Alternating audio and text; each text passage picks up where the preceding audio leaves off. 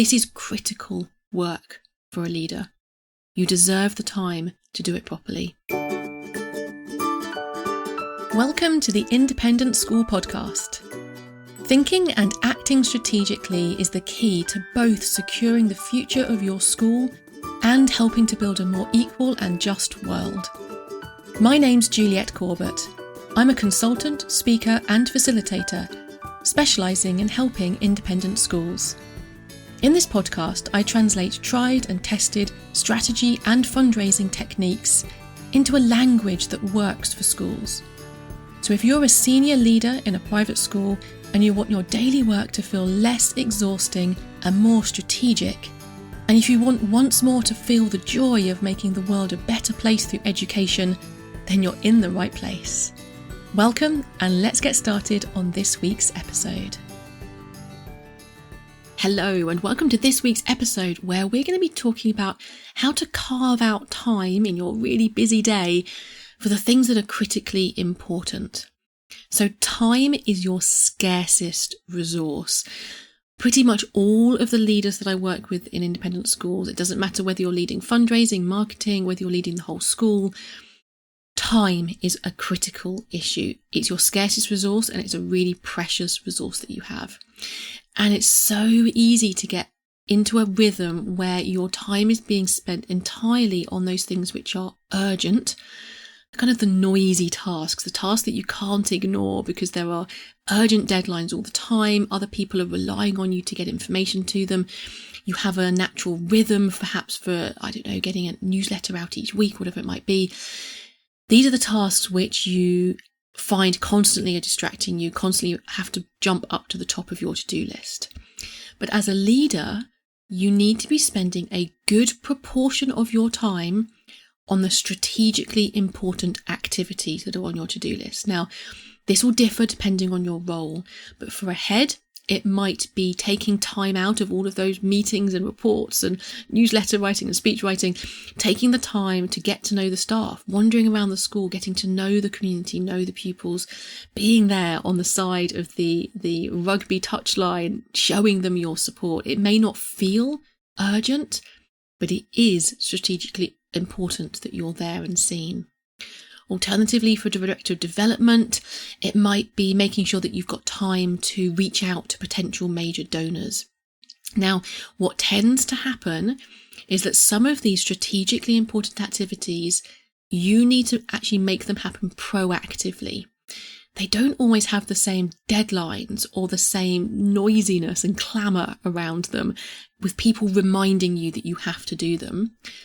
And therefore, it's very easy to neglect them and to month by month to go by and you are not prioritising the things that are strategically important for you. So in this episode, I'm going to be sharing with you one very simple time management tip.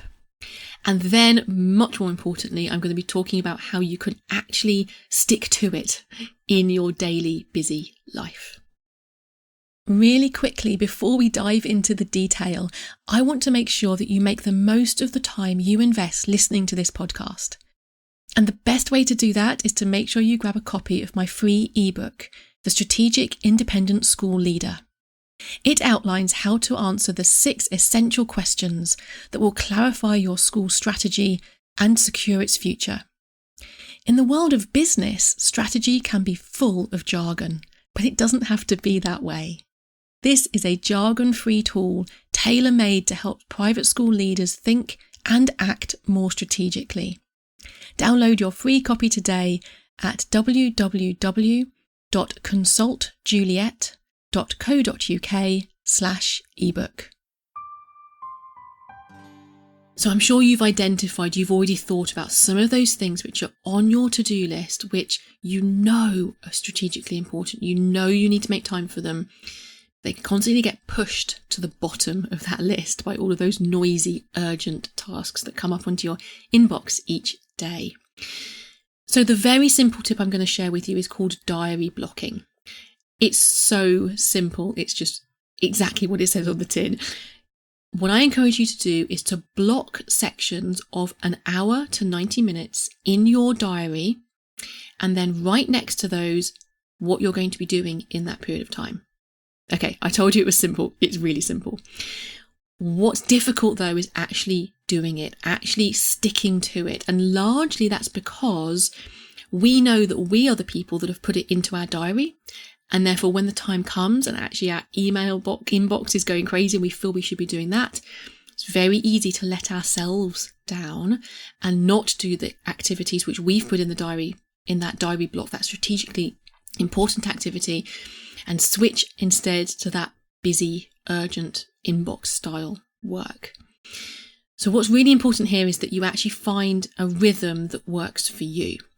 So a couple of tips on setting this up. Firstly, think about a time of day when your body clock, when your environment is most suited for you to be really focusing in on one task. This is often something which needs some strategic thought or creative thought around it. Often something where you need to feel kind of on top of your game. So it's not the kind of thing that you're going to put at a time of day where you feel super tired. It's the kind of thing you might put at the beginning of your day when you're feeling energized.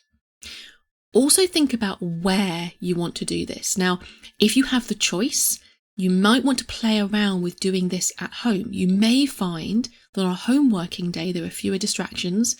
And so putting some of these diary blocks into your diary on a regular basis for a home working day might work better. Generally speaking, this is something you would do alone. However, it can work really well when you do your own focus time. So you're blocking your diary out for something that you are going to be working on independently, but that you block out the same period of time as the rest of the people in your team. So I did this really effectively when I was leading a development office in Sydney in Australia, and all of us in the team had the same periods of time during the week where we had focus time in our diary, that's what we called it. But each of us during that time was working independently on our own strategically important work.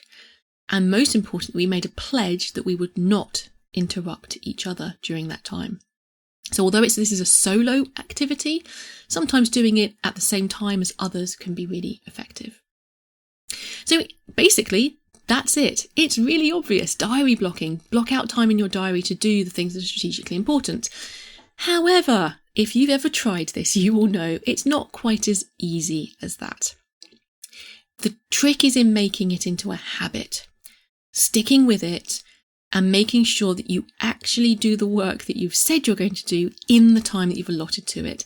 And I think the big problem here is because most of the time we ourselves will go into our diary and block these times out. So I, for example, have a couple of hours on a Friday morning, which is regularly blocked out every Friday morning for me to work on my podcast, for example. Now, it's quite easy for me because I know I've put that time in there. It's very easy for me to come across it and say, oh, maybe I'll leave that till next week. I'll get on with some of my emails, because all I'm doing is letting myself down, not anybody else.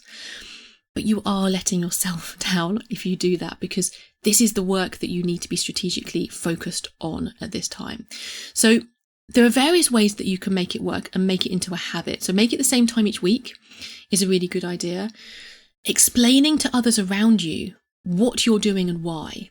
That means that there's an understanding of what you're doing and why your email might not be responded to so quickly. But critically, it also puts in some accountability. Now, an accountability partner is an ideal way of making this work while you're getting used to it. What you can do is you could have another peer, a colleague, either within your school or without, doesn't even need to be in the same sector, to be honest. You could WhatsApp each other each week on a Friday and be super honest and say, you don't have to share with them exactly what you've been doing, especially if they're in a different sector, but say, yes, I had 3 diary blocks in this week for strategically important work. And yes, I managed to do focused work in all 3 of those. Or I've had a really distracted week. I failed on all 3 occasions. And the more that you are offering friendly accountability to each other, believe me, it works. It means you're much more likely to stick with your diary blocks because you're letting someone else down. You're letting down your accountability partner when you don't do it. Obviously, really important to turn off all distractions. Turn off your email. Your email can cope without you for 90 minutes. Believe me, it can. Close your door. Turn off your phone. You are doing really important work. If people need you, they will find you. Maybe you need some kind of backup system for how they're going to find you if you're working from home and there's some kind of crisis. Perhaps that's true, but generally speaking, the world can cope without you for a 90-minute period. So turning off all those distractions and focusing in on your one activity for this 90-minute period is really important. If you try this a few times, it seems like it's going to be useful, but you're still finding it really hard. Treat it like a habit that you want to build up over time. When we're building in new habits, it's much more effective if we start small and build up over time. It's also much more effective if we build it into a routine. So build it into a routine of, for the hour before or after your Monday team meeting, for example, is always your time where you're going to be focusing on this. Or it might be that every Wednesday when I come in, I'm going to be focusing on this first thing before I even open my email. Try and set a routine so that you're more likely to build this habit over time.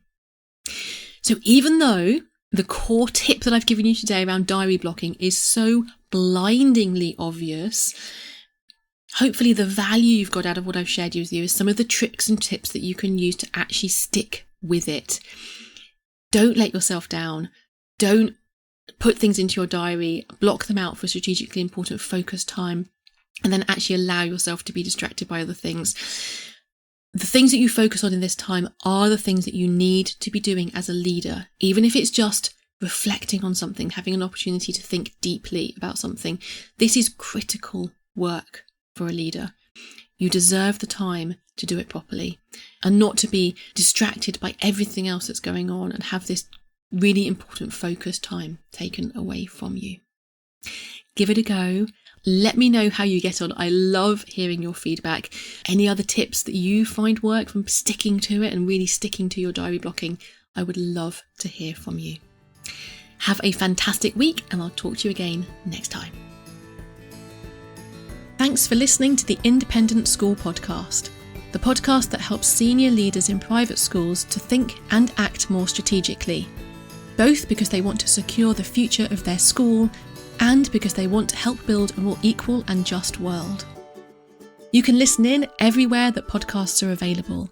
And if you want to catch up on previous episodes or follow any of the links that I've mentioned today, just head over to www.consultjuliet.co.uk/podcast.